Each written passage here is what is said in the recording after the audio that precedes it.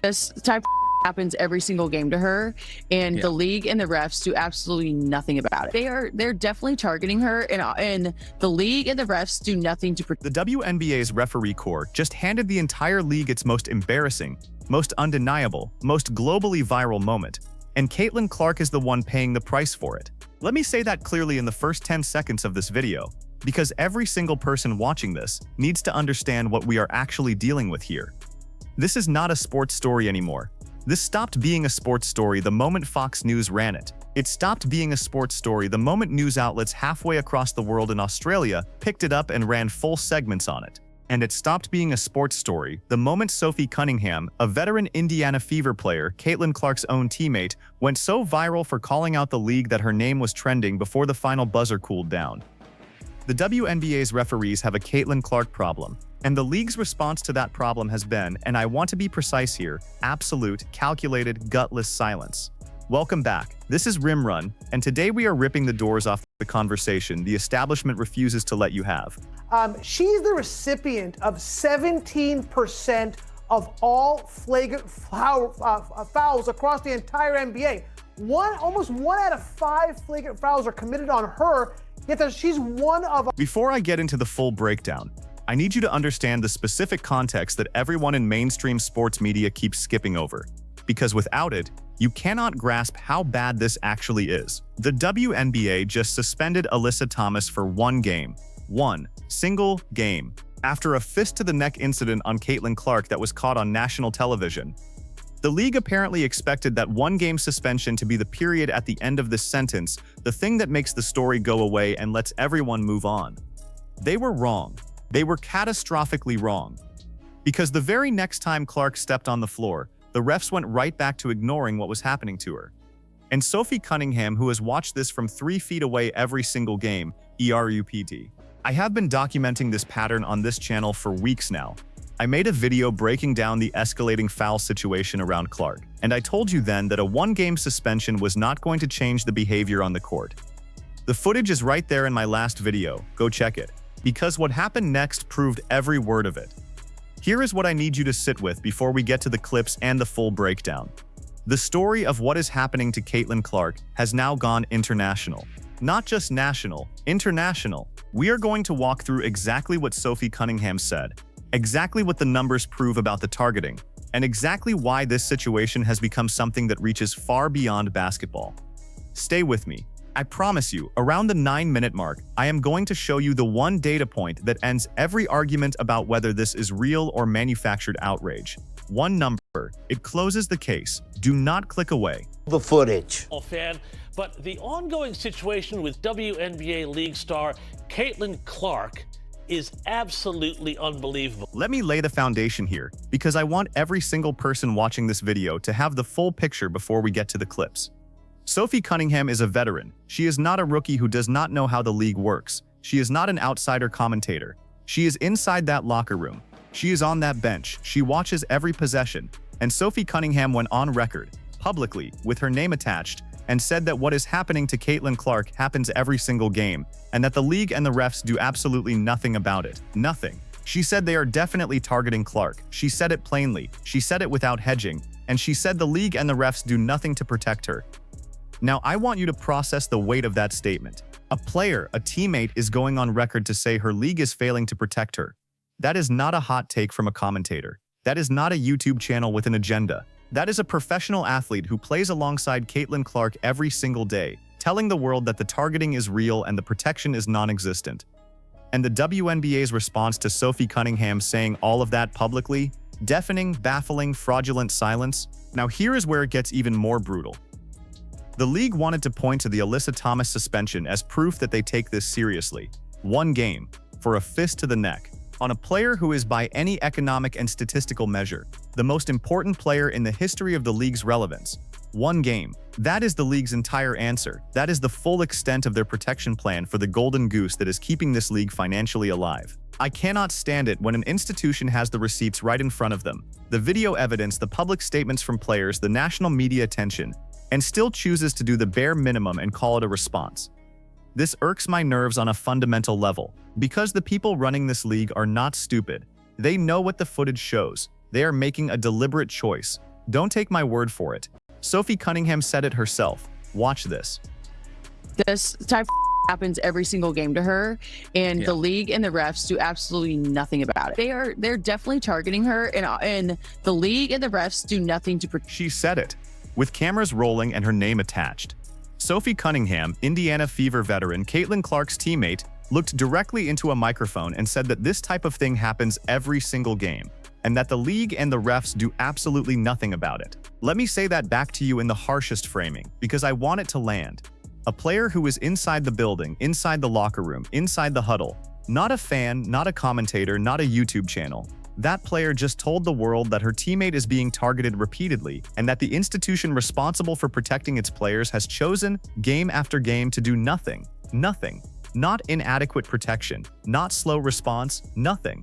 And the WNBA's answer was a one-game suspension that, by Sophie Cunningham's own account, has changed exactly zero about what happens to Caitlin Clark on the court.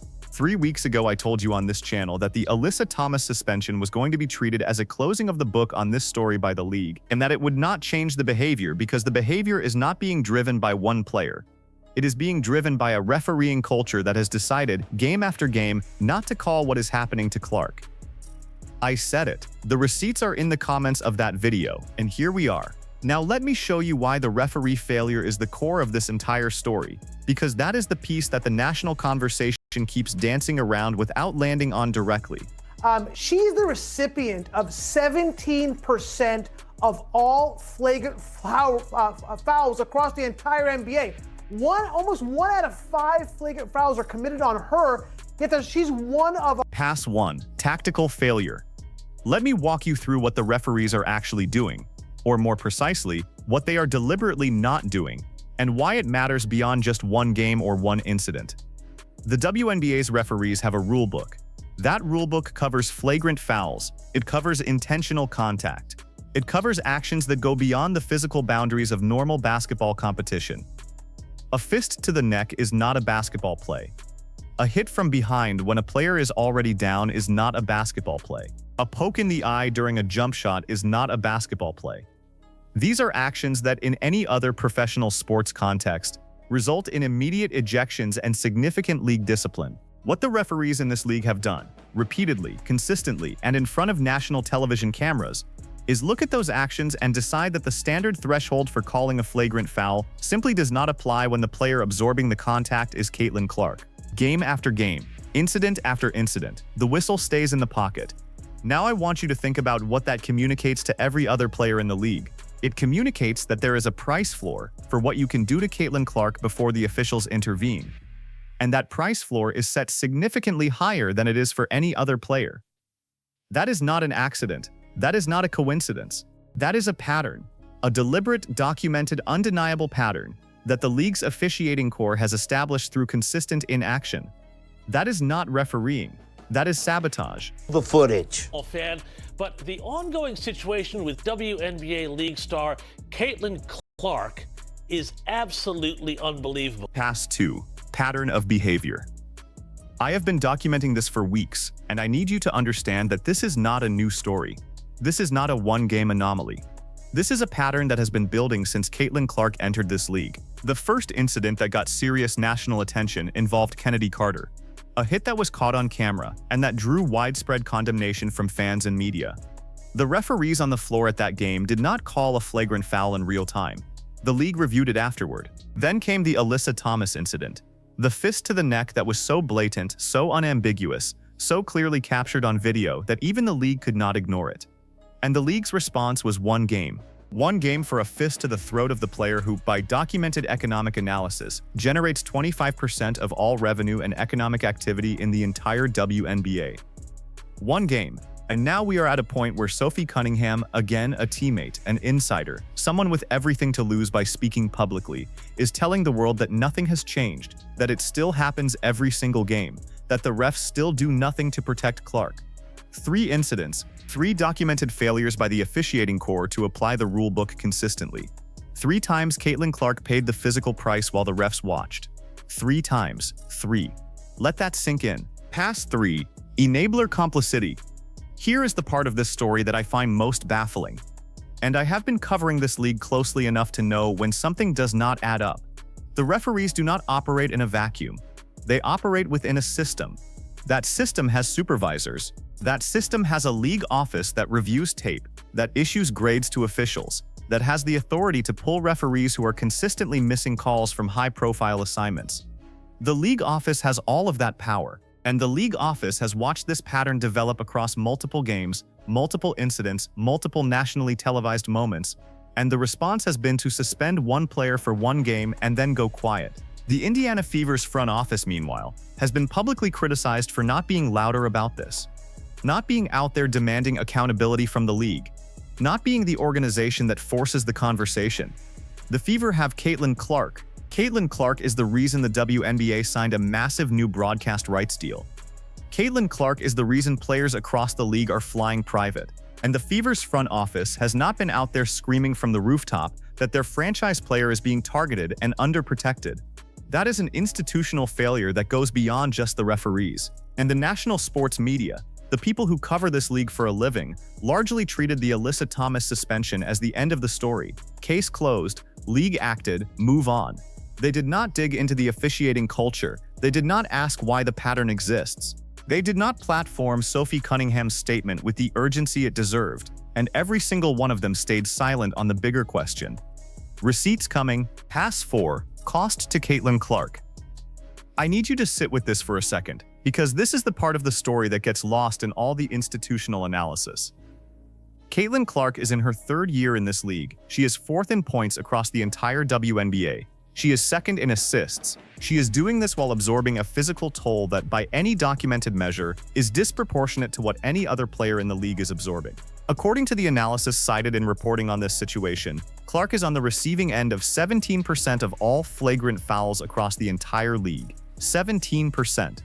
She is one of approximately 150 players. Almost 1 out of every 5 flagrant fouls in the entire WNBA is committed on a single player.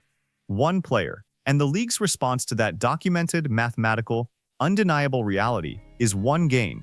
One game for Alyssa Thomas, and then silence while the pattern continues. What Caitlin Clark is losing here is not just individual games or individual moments. She is absorbing physical wear and tear that is being allowed to accumulate because the officiating corps has decided not to protect her. She is playing through a situation where the people responsible for enforcing the rules of the game have made a consistent, documented choice not to enforce those rules when she is the one being fouled. That is what Caitlin Clark's prime years in this league are being burned for. And here is the receipt that nobody on television will play for you, because of what it proves about the scope of this story. 17% of all flagrant fouls across the entire WNBA. On one player, out of 150. Almost 1 in 5. That is the number. That is the mathematical, documented, undeniable proof that what Sophie Cunningham described, targeting every single game, refs doing nothing, is not a feeling or a narrative. It is a statistic. Let me say that back to you one more time because I want it to be absolutely clear. One player, 150 in the league, 17% of all flagrant fouls land on that one player. That is not bad luck. That is not coincidence. That is a pattern so glaring, so blatant, so mathematically impossible to explain away, that it should have triggered a league-wide officiating review months ago. And I have been saying on this channel for weeks that the numbers were going to tell a story that the league could not hide from. I said it 3 videos ago. The receipts are right there in my comments section. Look at the date on that video, then look at what Sophie Cunningham just confirmed publicly. Then look at this 17% figure. I told you this was coming. The footage does not lie. Now let me tell you exactly where this goes from here, because I have 5 specific predictions, and I want you to save this video, because every single one of them is going to come true. Before I lay out the verdict, you need to hear this one last clip, because of what it proves about the scale of the problem and who is now paying attention to it. An Australian news outlet, halfway across the world, running a full segment on the treatment of a WNBA player by her own league. Let that land. This story has crossed oceans. This is no longer a domestic sports media story that can be managed with a 1-game suspension and a press release. This is international. And the WNBA's leadership is going to have to reckon with the fact that their officiating failure is now a global story. Now here are my 5 predictions. Save this video, screenshot this moment, come back and check the receipts. Prediction 1. Referee accountability. The WNBA's officiating office is going to face a formal, documented accountability process within the next 30 days. The combination of Sophie Cunningham's public statement, the 17% flagrant foul statistic being cited in international media, and the Fox News coverage means the league can no longer manage this quietly. If there is no announced officiating review or accountability measure by the end of this month, I want every single person watching this video to come back to the comments and roast me. I am putting that on the record right now. Prediction 2. Caitlin Clark's response. Caitlin Clark is going to let her game be the loudest statement. She is not going to demand a trade. She is not going to make a public ultimatum. She is going to go out and put up numbers. And the next time she drops a signature performance on a national broadcast, the contrast between what she produces and what the league has allowed to happen to her is going to be the story. Watch for it. Save this clip. Prediction 3. The Indiana Fever front office. The Fever's front office is going to be forced into a more vocal, more public posture on this issue. The criticism of their silence, which has now been aired publicly by multiple commentators and analysts, is going to become untenable. Watch for a statement or a press conference within the next 2 weeks where the Fever organization takes a harder public line on officiating standards and player protection. The pressure is building and it does not stop until they respond. Prediction 4. The media cycle. The story breaks wider when a major sports publication runs the officiating data analysis as a standalone investigative piece. The 17% flagrant foul statistic is the kind of number that a data journalist can build an entire feature around. That piece is coming, and when it drops, it is going to make the league's one-game suspension look even more inadequate than it already does. Mark this video. Prediction 5. The season outcome. The Indiana Fever's season trajectory is directly tied to whether the officiating situation gets addressed. If Clark continues absorbing this physical toll without consistent protection from the officials, the cumulative wear affects her availability and her performance at the moments that matter most. The Fever have the talent to make a deep playoff run. Whether they actually make it depends on whether this league decides to protect its most important player the way a professional sports organization is supposed to protect its athletes. I am on record. If the officiating culture does not change, the Fever's playoff ceiling gets lower with every uncalled foul. Mark this video. And here is the closing image I want to leave you with. Right now, today, Caitlin Clark is 4th in points and 2nd in assists in this entire league, in her 3rd year, while absorbing 17% of all flagrant fouls, while playing through a targeting pattern that her own teammate has publicly confirmed, while the league's leadership issues one-game suspensions and calls it accountability. She is doing all of that, and she is still one of the best players in this league by every measurable standard.